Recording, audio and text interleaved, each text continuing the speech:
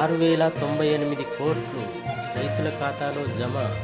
మొదటి విడతలో మాఫీ చేసిన ప్రభుత్వం 11,50,193 మంది రైతులకు లబ్ధి.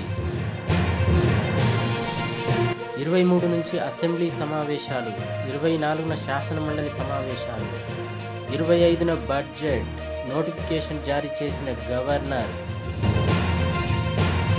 పరీక్షా కేంద్రాల వారీగా నీట్ యూజీ ఫలితాలు వెల్లడించండి.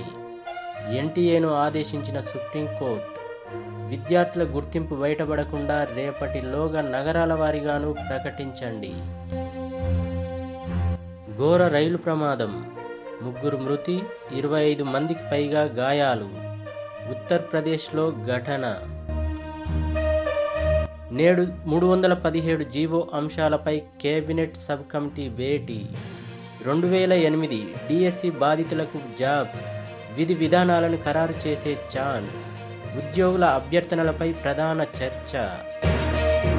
కుక్కల దాడులను ఎలా నియంత్రిస్తారో చెప్పండి. ఓ చిన్నారి బలయ్యాడు, తగిన చర్యలు తీసుకోకుంటే ఉపేక్షించం. ప్రభుత్వంపై హైకోర్టు ఆగ్రహం. డిఎస్సిని ఎందుకు వాయిదా వేయాలి? పిటిషన్ వేసిన వారిలో ఎంతమంది పరీక్ష రాస్తున్నారు? ప్రశ్నించిన హైకోర్టు. తదుపరి విచారణ 28కి వాయిదా.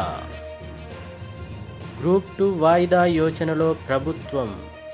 అభ్యర్థుల విజ్ఞప్తి మేరకే పరిశీలన. టోల్ రెట్టింపు, వాహనానికి ఫాస్టాగ్ స్టిక్కర్ లేకుంటే double charge. National highway authority of India ప్రకటన.